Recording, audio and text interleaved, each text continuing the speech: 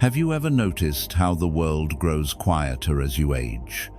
Not the world outside, but something deeper. The noise of ambition fades. The rush to prove yourself slows. The need to be everywhere, to please everyone, to keep up with a pace that was never truly yours, begins to fall away. And in that quieting, something else emerges. A question you may have ignored for decades finally rises to the surface. Who am I when I stop performing? This isn't a crisis. This is an invitation. Society tells us that aging means becoming less relevant, less capable, less visible. We're expected to step back, make room for the young, and quietly fade into the background of our own lives. But Buddhism offers a radically different perspective. Old age is not the dimming of your light. It is the moment when you finally have enough stillness to see what has always been glowing within you. This video is not about fighting aging or pretending it doesn't come with challenges. It is about something deeper. It's about using this chapter of your life to finally turn inward, to focus on yourself, not out of selfishness, but out of wisdom. Because after decades of giving, striving, and caring for others, you have earned the right to ask, what do I need? What brings me peace? What matters now? Listen slowly. Let each word settle. Allow this to be a conversation between your soul and the ancient wisdom that has guided millions before you through this exact passage. These are 8 Buddhist lessons for a life focused not on what you've lost, but on what you're discovering. Let's begin. Lesson 1. Release to rise. There's a weight you carry that nobody sees, not physical weight, though aging bodies know heaviness too. This is something else. It's the accumulation of decades, old grudges you never fully released. Relationships that ended badly and still echo in quiet moments. Dreams you once held that slipped away. Mistakes you replay when you can't sleep. Words you wish you'd said. Words you wish you hadn't. Your mind has become a storage room of everything you've ever carried, and much of it no longer serves you. Some of it never did. Buddhism teaches something beautifully simple. Clinging is the root of suffering. Not the events themselves, but your grip on them. The tighter you hold, the heavier they become. The Buddha said, "You only lose what you cling to." Think about that. The very act of holding on creates the loss you fear. Imagine your mind as a garden. For years, you've planted seeds, some intentional, some accidental. Now your garden is overgrown. Weeds of resentment tangle with flowers of memory. Old grudges crowd out new growth. You water plants that died years ago simply because you always have. Nothing new can bloom in this crowded soil. Letting go is not forgetting. It's not erasing your history or pretending pain didn't happen. Letting go is choosing not to let those experiences define your present moment. It's saying, "This happened, I felt it, I learned from it, and now I'm setting it down." Ask yourself gently, what am I still carrying that exhausts me? Which memories do I replay on an endless loop? Whose approval am I still seeking, even though they may be gone or may never have been capable of giving it? What version of myself am I trying to protect that no longer fits who I am? Try this practice. Each morning, sit quietly and place your hand over your heart. Take 3 slow breaths. Then say aloud or in your mind, "Today, I choose to release one small burden." It doesn't have to be dramatic. Maybe you release the guilt about a conversation that went badly 30 years ago. Maybe you release the expectation that a family member will ever see things your way. Maybe you simply release the belief that you should have done more, been more, achieved more. One small release. Each day. What you'll notice is this. As you lighten your internal load, something shifts. Your chest feels less constricted. Your thoughts have more space to breathe. You stop carrying yesterday into today. And suddenly, without trying, you begin to rise. Not upward toward some external goal, but inward toward yourself, toward peace. The Buddha taught that liberation doesn't come from gaining more wisdom, more merit, or more anything. It comes from releasing what binds you. Your freedom isn't somewhere in the future. It's right here, waiting beneath everything you're willing to set down. Lesson 2. Choose relationships wisely. Protect your peace. There comes a moment in later life when you realize something profound. You no longer have the energy to maintain relationships that drain you. And more importantly, you no longer want to. In your younger years, you may have stayed connected to people out of obligation, family expectations, fear of loneliness, social pressure, the belief that walking away made you cold or unkind. You tolerated the friend who only called to complain, the relative who criticized every choice you made, the companion who left you feeling smaller after every conversation. But aging brings a gift that youth cannot offer: clarity about what truly nourishes you. Buddhism speaks of Sangha, which is often translated as community. But Sangha doesn't mean everyone. It means the circle of souls who support your inner growth. The people who see you, not as you were or as they wish you to be, but as you are right now. The ones whose presence feels like rest, not performance.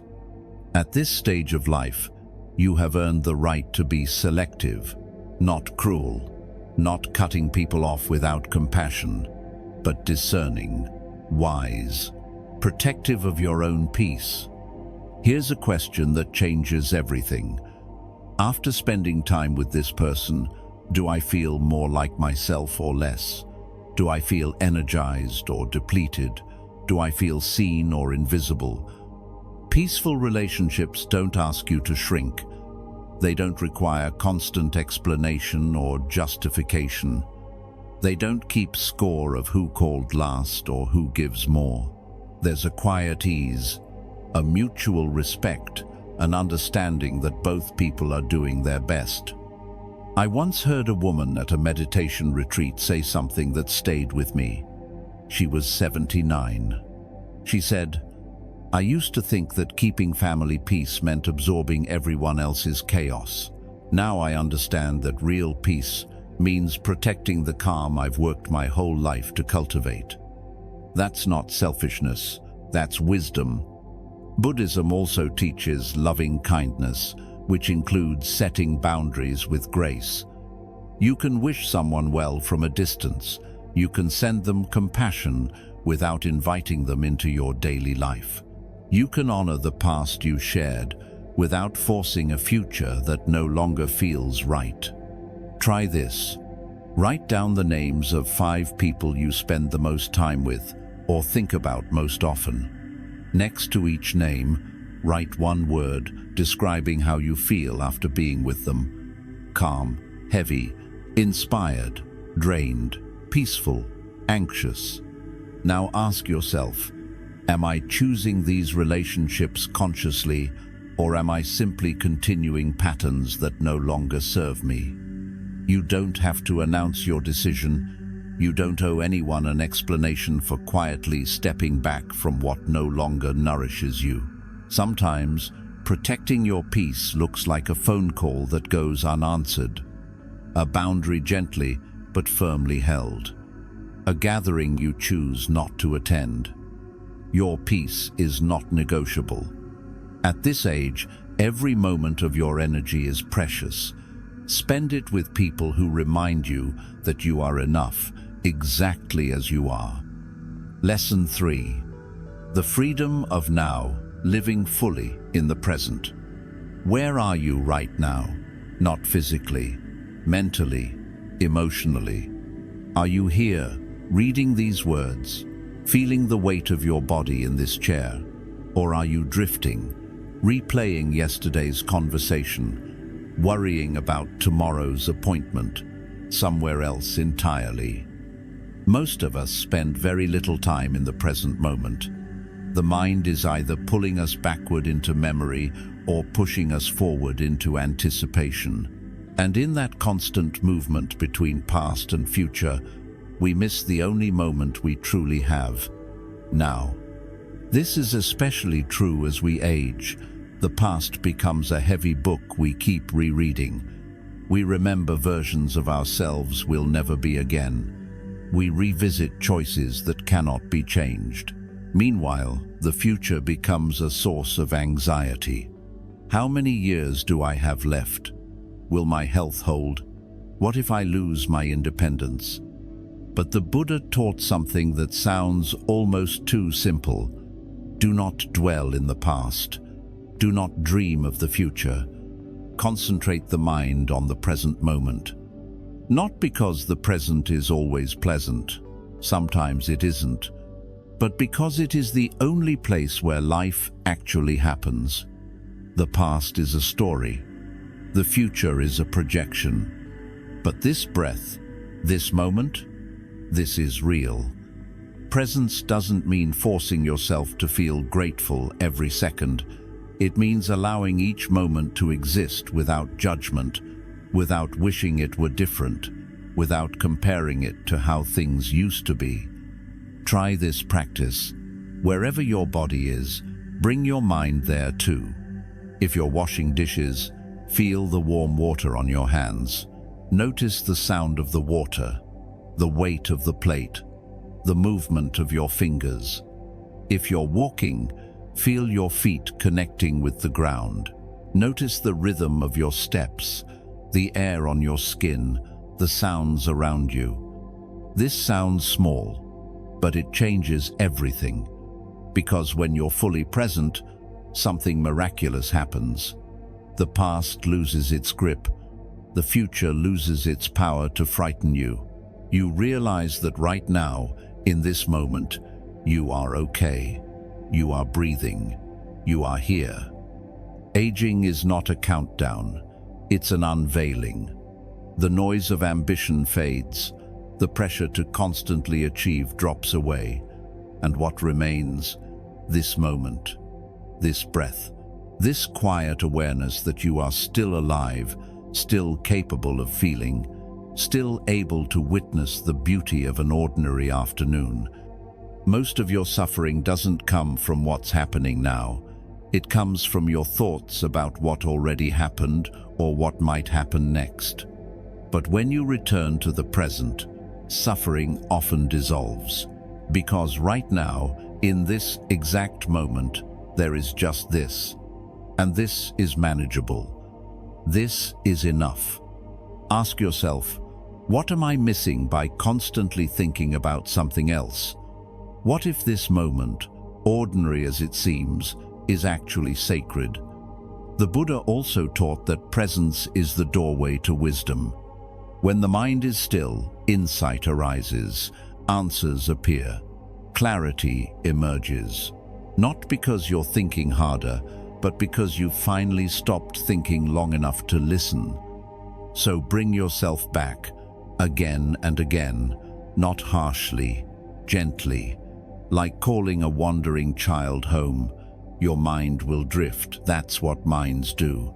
But each time you notice and return to now, you strengthen your capacity for peace. And peace, dear friend, is not something you find in the future. It's something you create by being fully here. Lesson 4. The wisdom of change, finding peace in impermanence. Everything changes. Your body changes. Your relationships change. People you loved leave your life through distance or death. The roles you once played, parent, worker, spouse, shift or disappear entirely. The face you see in the mirror no longer matches the image you carry inside. Change is the only constant. And yet, so much of our suffering comes from resisting this truth. Buddhism calls this anicca, which means impermanence. It's not a pessimistic teaching, it's a liberating one, because once you truly accept that everything changes, you stop trying to freeze moments that were never meant to last. You stop clinging to versions of yourself that have already transformed into something new. Think about the seasons. Spring arrives with blossoms and birdsong. Summer brings warmth and growth. Autumn strips the trees bare. Winter covers everything in stillness. Each season is temporary, each one necessary. And no season is better than another, they simply are. Your life follows the same rhythm. Youth was your spring, adulthood your summer, and now you are in the autumn and winter of your life. This doesn't mean decay. It means a different kind of beauty, the clarity that comes from stripping away what's unnecessary, the stillness that allows you to finally hear yourself. When you resist impermanence, you suffer. You compare yourself now to who you were decades ago. You mourn the loss of strength, speed, or appearance. You wish your children still needed you the way they once did. You long for a time when life felt more certain. But when you accept impermanence, something softens. Instead of saying, "I used to be able to do this," you begin to say, "I am grateful I can still do this." Instead of clinging to a past that's gone, you start asking, what does this season of life offer that I couldn't have known before? The Buddha taught that nothing possesses an unchanging self. You are not the same person you were at 20, 40, or 60, and that's not something to grieve, it's something to honor. Every version of you that has existed brought you here. But you are not frozen in any of those versions. You are still becoming. Try this practice. When something changes your routine, your health, a relationship pause, place your hand on your chest and say quietly, "It is changing." And that is the nature of all things. Don't fight it. Don't analyze it. Just acknowledge it. Watch how your heart softens. Acceptance doesn't mean you stop caring. It means you stop suffering over what you cannot control. You learn to flow with life rather than against it. Like a river that moves around rocks instead of trying to move through them. Aging reveals a truth that youth cannot see. Impermanence is not the enemy. Resistance to impermanence is the enemy. When you stop fighting change, you find peace within it. You realize that every ending makes space for something new. Every loss teaches you what truly matters. Every winter prepares the ground for spring. You are not becoming less, you are becoming clearer. And that clarity, that wisdom, that depth, those are gifts that only impermanence can offer. Lesson 5. Finding meaning in simple moments, gratitude as a path to joy. The world tells you that your value is measured by what you produce, how much you accomplish, how busy you are, how impressive your resume looks.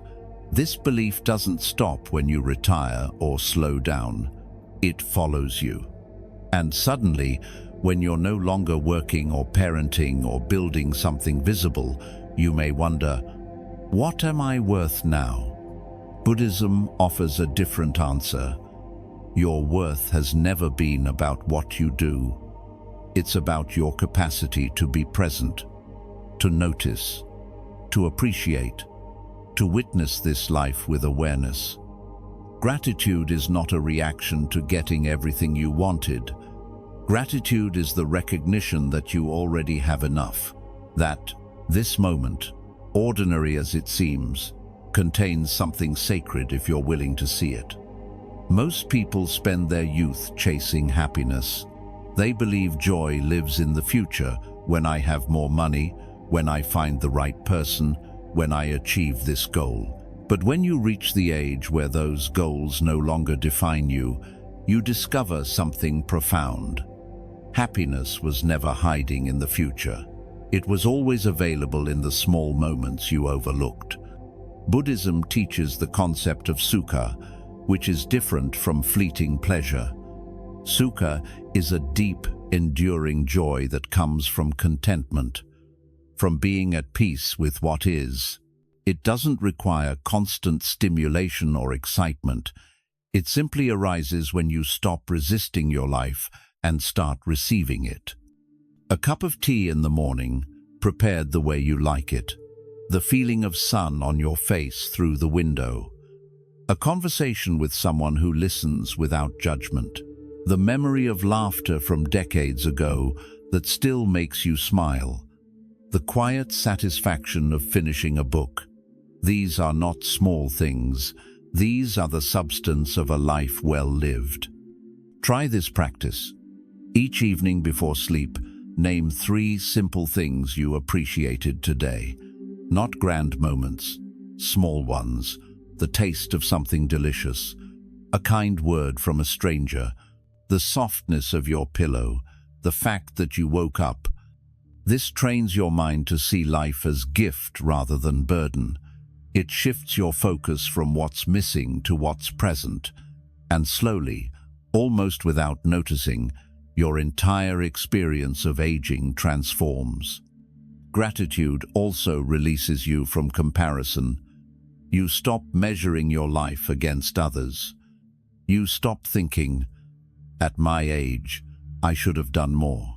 You begin to think, at my age, I am grateful for what I've learned, for the people I've loved, for the fact that I'm still here. The Buddha taught that the root of suffering is craving, always wanting more, different, better. But the root of peace is appreciation, seeing what you have, honoring what remains, letting that be enough. Your life is not defined by your accomplishments. It's defined by how deeply you lived it, by how present you were, by the gratitude you carried even when things were hard. So, ask yourself, what beauty exists in this moment that I've been too distracted to notice? What can I appreciate today that I ignored yesterday? Because once you understand that happiness doesn't come from getting more but from noticing more, everything changes. You don't need a better life. You need better awareness of the life you already have. And that awareness, that gratitude, that willingness to see the sacred in the ordinary, that is the doorway to joy. Lesson 6. A life that softens the world. Compassion as your legacy. As we age, we begin to ask a different kind of question. Not, what do I want to achieve? But what will remain of me when I'm gone? What will people remember? What did my life stand for? The ego wants to measure legacy in visible terms, awards, possessions, accomplishments. But Buddhism teaches something far more beautiful. Your true legacy is not what you built. It's how you made people feel. It's the compassion you left behind in the hearts of others. Compassion is not the same as niceness or people-pleasing. Compassion is the ability to see another person's suffering and respond with understanding rather than judgment. It's looking into someone's eyes and thinking, without saying a word, I recognize your pain. I honor your humanity. The Buddha taught, if you want happiness, practice compassion, not only toward others, but toward yourself. Because most of us, as we age, become gentler with other people but harsher with ourselves. We replay old mistakes. We judge our aging bodies. We criticize decisions we made decades ago with far less wisdom than we have now. But compassion begins when you stop being the enemy of your own heart. When you speak to yourself the way you would speak to someone you deeply love. Ask yourself, would I say these cruel things to a dear friend? Would I judge them for getting older, for making mistakes, for being imperfect? No. So why do I allow this voice to speak to me this way? Try this practice. When you notice harsh self-talk rising, pause. Place your hand on your heart. Take a breath. Then say gently, I forgive myself. I did the best I could with what I knew. I am learning. I am enough. Compassion toward yourself creates a reservoir of gentleness that naturally flows toward others. You stop needing people to be perfect. You stop holding grudges. You become quicker to forgive because you understand how hard it is to be human. And here's the beautiful part. In your later years, you no longer need to do grand things to make an impact. Your very presence can become a healing force. When you sit with someone and listen without trying to fix them, you offer something rare, true attention. When you forgive without bringing up the past, you model maturity. When you speak gently, even when provoked, you remind others that peace is possible. Buddhism offers a simple compassion practice called metta, or loving kindness. It begins with yourself and expands outward. Try this. Sit quietly. Place both hands on your heart. Then repeat these phrases. May I be peaceful. May I be safe. May I be free from suffering. Then expand it. May the people I love be peaceful. May they be safe. May they be free from suffering. Then expand further. May all beings everywhere be peaceful. May they be safe. May they be free from suffering. Even people who hurt you, even strangers, even yourself on your worst days. This practice doesn't require belief. It simply trains your heart to soften, to see others not as threats or annoyances, but as fellow travelers struggling in the same uncertain journey. Your legacy is not loud. It's quiet. It's the way your presence made someone feel less alone. The way your patience taught someone to slow down. The way your forgiveness showed someone that mistakes don't define them. You don't need to save the world. You just need to soften it, one interaction at a time. And that softening begins with the gentleness you finally offer yourself. Because once you stop judging your own heart, you become incapable of harshly judging anyone else's. That compassion, that tenderness, that willingness to see and be seen with kindness, that is the legacy that echoes long after you're gone. Lesson 7. Keep your spirit open, stay curious, stay alive. There's a Zen concept called Shoshin, which translates to beginner's mind.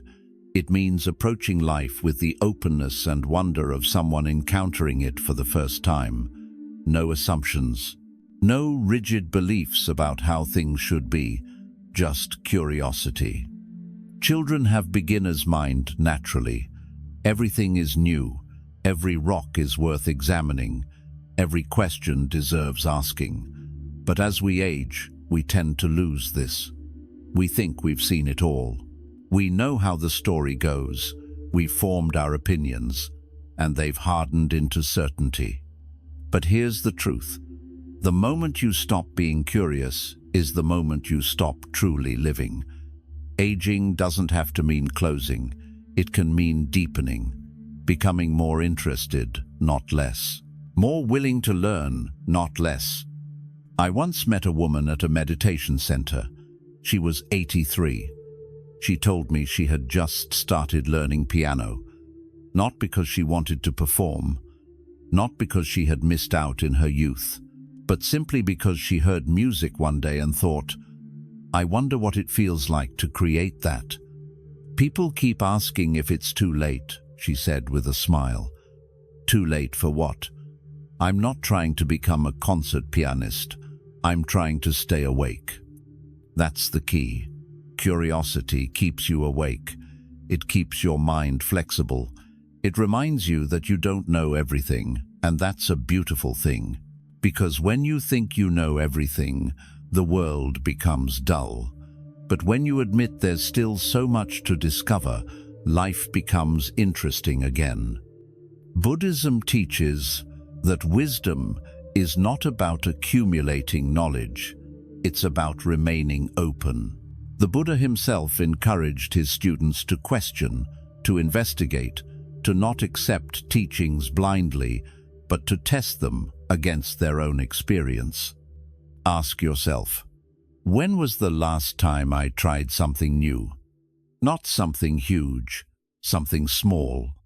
A new route on your daily walk, a different kind of tea, a book on a topic you know nothing about, a conversation with someone whose life is completely different from yours. Try this practice. Each day, do one small thing you've never done before. It doesn't matter what. The point is not achievement. The point is staying engaged with life, noticing, wondering, allowing yourself to be surprised. Curiosity also protects against one of the most dangerous beliefs of old age, that you are finished, that your growth is complete, that there's nothing left to become. But as long as you are breathing, you are still unfolding, still learning, still capable of change. The Buddha taught that liberation is possible at any moment, not after you die, not in some distant future, right now, in this breath. If you are willing to remain open, to question your assumptions, to let go of the stories you've been telling yourself about who you are and who you must be. Shoshin, beginner's mind, means looking at the same thing you've seen 1,000 times and asking, what am I noticing today that I missed before? It means reading a book you read decades ago and discovering new meaning. It means listening to someone tell a story you've heard many times and finding something fresh in it. Your life is not a closed book. It's still being written. And the chapters ahead depend not on your circumstances, but on your willingness to stay curious, to remain interested, to keep asking questions even when you think you already know the answers. Because here's what happens when you stay curious. The world stops shrinking. Time stops feeling heavy. You stop counting down and start noticing up. And suddenly, the same life that felt finished starts feeling like it's just beginning. Curiosity is the secret to staying alive, no matter how many years you've lived. So stay open, stay interested, stay willing to be surprised. That is how you honor the gift of time. Lesson 8. Befriend your mortality, death, as your greatest teacher. Most people spend their entire lives avoiding this topic. Death. We speak around it. We use soft language. We look away. And in doing so, we rob ourselves of the most powerful teacher we'll ever have. Buddhism doesn't avoid death. It walks directly toward it, not out of morbidity, but out of wisdom, because the Buddha understood something profound. Awareness of death doesn't steal life, it illuminates it. There's a practice in Buddhism called Mortality, which means death awareness. It's not about being grim or depressing. It's about remembering, clearly and honestly, that your time here is limited. And when you truly face that truth, something extraordinary happens. Life becomes sacred. Petty concerns fall away. What truly matters becomes crystal clear. Think about it. How much of your energy do you waste on things that won't matter when you're facing your final days?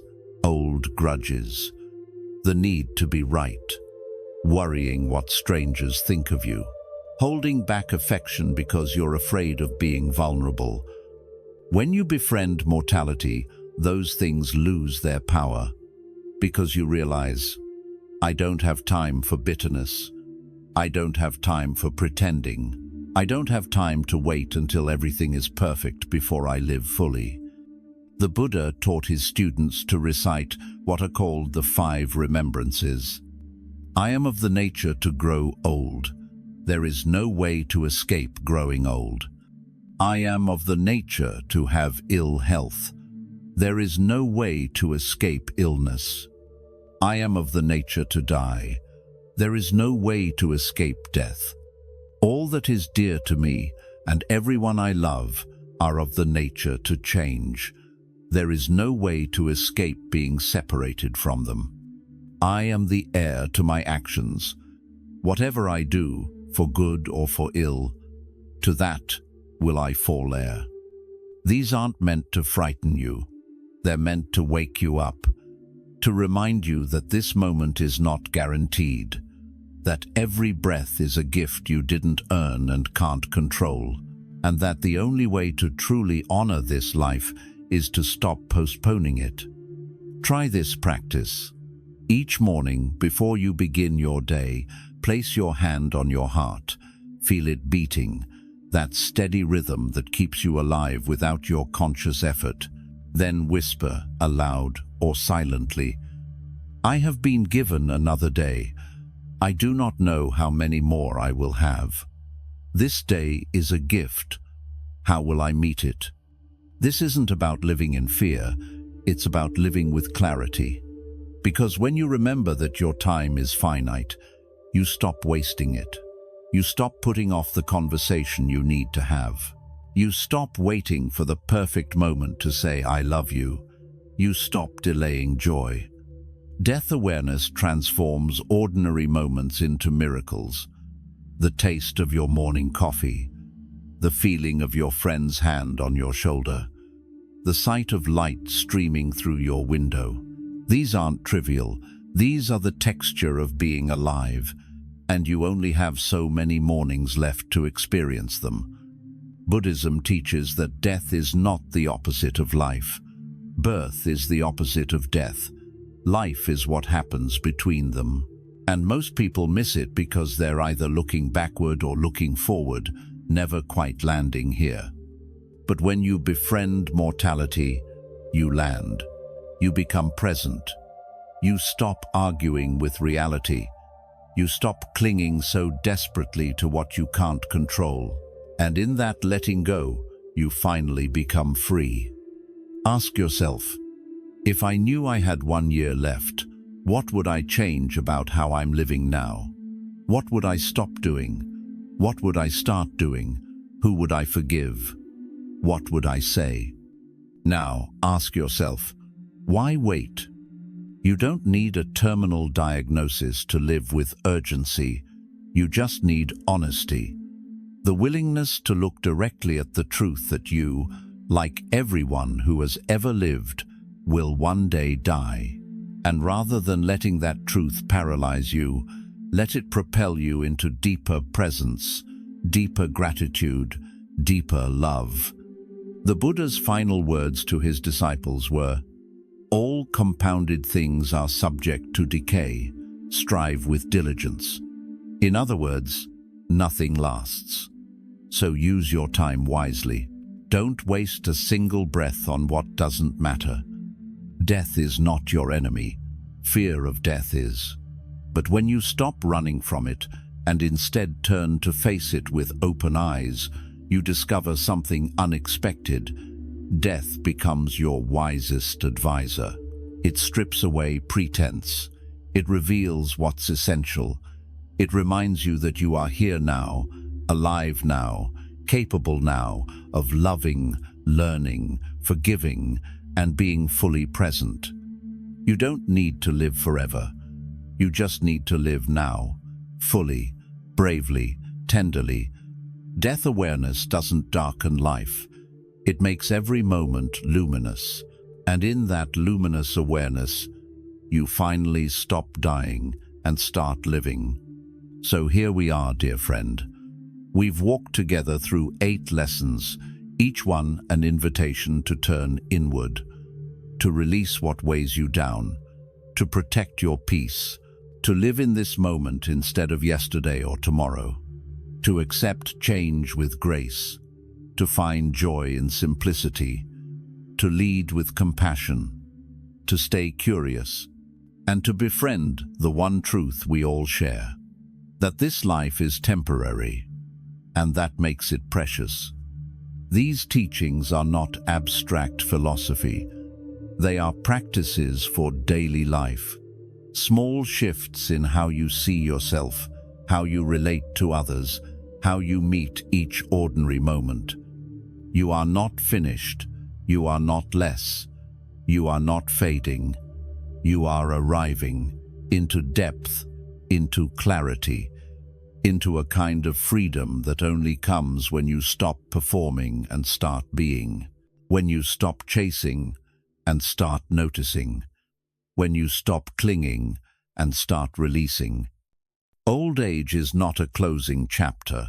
It is the deepening of your story, the part where everything that seemed so important falls away, and what remains is what was always essential: presence, compassion, gratitude, and the courage to be exactly who you are.